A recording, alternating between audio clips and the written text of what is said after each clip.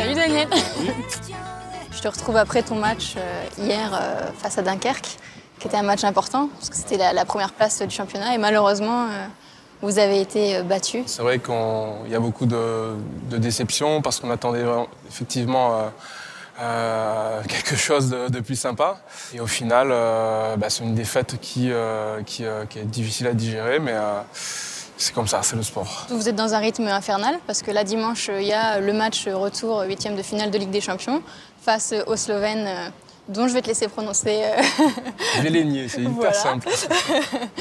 Et comment on fait pour être toujours, à réussir à tenir un rythme aussi intense? C'est vraiment un rythme difficile à tenir, mais après un match difficile comme hier soir, il y a beaucoup de déceptions, beaucoup de regrets, on n'a pas trop le temps de cogiter, et il faut tout de suite changer de disquette et se mettre en mode Ligue des Champions pour préparer le match qui arrive très vite dimanche. Toi, à titre personnel, tu as déjà été double champion olympique, double champion du monde, double champion d'Europe, et tu as remporté l'équivalent du Ballon d'Or.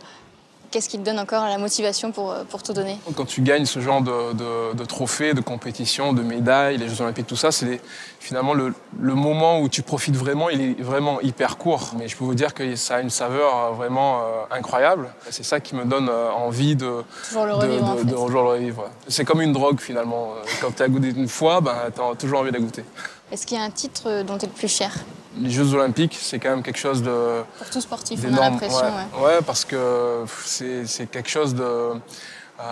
quand tu es petit, tu fais que rêver de pouvoir juste participer aux Jeux Olympiques et d'être sur la plus haute marche du podium, avoir une médaille d'or qui, on sait la valeur, la même médaille d'or que Michael Jordan, que Carl Lewis, ou tous ces grands sportifs, c'est l'apothéose.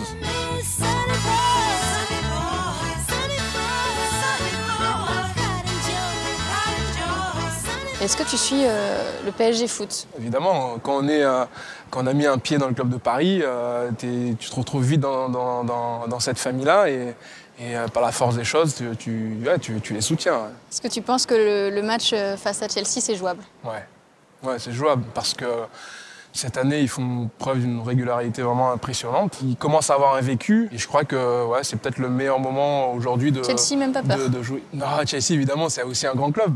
C'est aussi un grand club, mais Paris a toutes les cartes en main pour se qualifier. Est-ce que vous vous croisez entre joueurs du hand et du foot? Eux, ils ont aussi un calendrier quand même hyper chargé. C'est chargé que le vôtre. Mais il y a des choses pour que toute la famille du PSG puisse se retrouver, avec les filles aussi. Donc ça, c'est des moments plutôt sympas. Et là, effectivement, on arrive à discuter un petit peu de notre sport, cool, mais aussi... ils sont tous un peu sympas. Un peu sympa. Quand tu discutes un peu. Non, vraiment, franchement, il n'y a pas de problème. On a pu discuter un peu avec Zlatan. Il est hyper cool, il aime bien se marrer. Les jeunes, c'est pareil. Non, franchement, il y a quand même un bon état d'esprit entre les handballeurs et les footballeurs, en tout cas. Merci, Daniel, de nous avoir accordé un peu de temps. Merci à toi. Bon courage pour dimanche. Merci.